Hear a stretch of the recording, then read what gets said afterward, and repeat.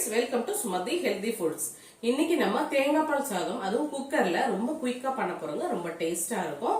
நீங்க நம்ம சேனலை சப்ஸ்கிரைப் பண்ணலன்னா சப்ஸ்கிரைப் பண்ணிக்கோங்க. வீடியோ பிடிச்சிருந்தா வீடியோக்கு லைக் பண்ணிக்கோங்க. வாங்க எப்படி பண்ணலாம்ன்றத பார்க்கலாம்.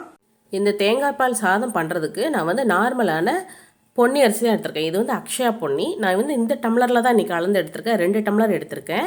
இதை வந்து நல்லா 2 டைம் வாஷ் பண்ணிவிட்டு இதை நல்லா ஊற வச்சிடலாம். இது ஊறிட்டு இருக்க சமயத்தில் நம்ம தேங்காய்லாம் பால் எடுத்துகிட்டு வந்துடலாம். 2 கப் அளவுக்கு துருவின தேங்காய் சேர்த்துருக்கேன். அதில் வந்து மிதமான சூட்டில் வெந்நீர் சேர்த்துட்டு அதை வந்து நல்லா அரைச்சிட்டு இந்த மாதிரி ஜல்லடை வச்சு ஃபில்டர் பண்ணி எடுத்துக்கோங்க.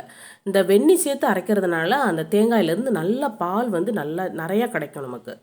இப்போ அதே ப்ராசஸ் மறுபடியும் செஞ்சுக்கோங்க. மறுபடியும் மிக்சர் ஜாரில் அந்த பூவை போட்டுட்டு மறுபடியும் வெந்நீர் சேர்த்து அரைச்சிட்டு மறுபடியும் இந்த மாதிரி ஃபில்டர் பண்ணி எடுத்துக்கோங்க. இந்த மாதிரி வெந்நீர் சேர்க்கறதுனால நிறைய பால் கிடைக்கும். அவ்வளோதான். இது வந்து சக்கை தான். இதை வேஸ்ட் பண்ணிடலாம். இப்போ தேங்காய் பாலோடு சேர்த்து தண்ணியும் கலந்து 4 டம்ளர் வர மாதிரி எடுத்து வச்சுக்கோங்க.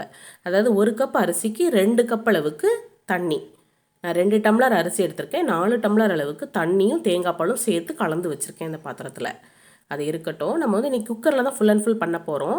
1 டேபிள் ஸ்பூன் நெய் சேர்த்துக்கோங்க. 50 ml தேங்காய் எண்ணெய் சேர்த்துக்கோங்க. அது காஞ்சதும் 2 ஏலக்காய், கொஞ்சம் பட்டை, கிராம்பு, 1 அன்னாசிப்பூ, கொஞ்சமாக கல்பாசி, ஒரே ஒரு பிரியாணி இலை, அதை எல்லாமே உள்ளே சேர்த்துருங்க. சேர்த்துட்டு அது வறுபட்டதும் 1 பல்லாரி வெங்காயம் நீளமாக கட் பண்ணி உள்ளே சேர்த்துக்கோங்க. 2 பச்சை மிளகாய் கீறிட்டு உள்ளே சேர்த்துக்கோங்க. 10 முந்திரி சேர்த்துக்கோங்க. 10 முந்திரி பழம் சேர்த்துக்கோங்க. ரொம்ப கிராண்டாக இருக்கும். நல்ல ஒரு டேஸ்ட்டு கிடைக்கும் நம்மளோட சாதத்துக்கு. அதை எல்லாமே நல்லா வறுபட்டதும் இப்போ இந்த சாதத்துக்கு தேவையான உப்பு சேர்த்துக்கோங்க.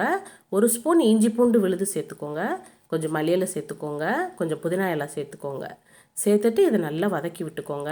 அந்த பச்சை மிளகாய், இஞ்சி பூண்டு விழுதோட பச்சை வாசனை எல்லாமே நல்லா போயிருக்கணும்.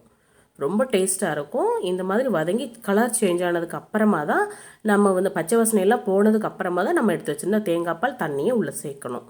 சேர்த்ததுக்கு அப்புறமா நல்லா ஒரு வாட்டி கலந்து எடுத்துக்கோங்க.